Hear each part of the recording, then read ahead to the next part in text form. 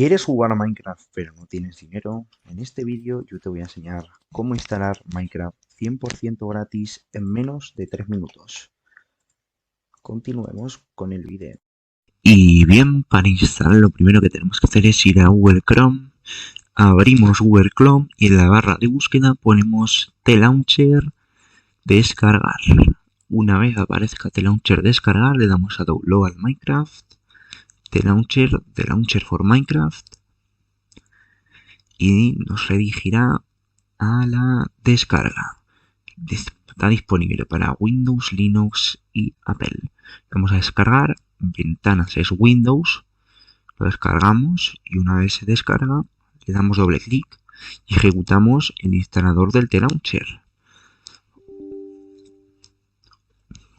Una vez se ejecuta se empieza a instalar. Le dais a continuar, importante aceptar los términos de licencia.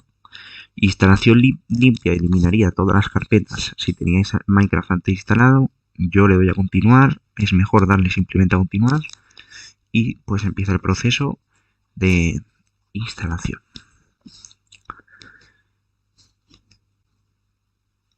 Una vez se instala nos pone tareas adicionales como ejecutar el juego, al darle a finalizar queda en acceso directo o agregar la mejor configuración. Yo voy a dejar marcada solo la primera y la última.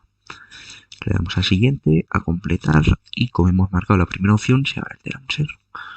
Una vez se abre, aquí podéis poner vuestro nombre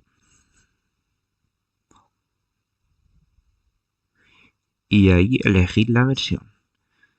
Están todas las versiones, el último lanzamiento es la última versión que han sacado. Yo por ejemplo voy a seleccionar la 1.8.9 Optifine, que es la que se juega para el PvP, para los servidores de PvP, Skywars, Bedwars, todo. Y si le damos a instalar, se instala la versión y una vez se descarga nos saldrá botón que dice entrar al juego.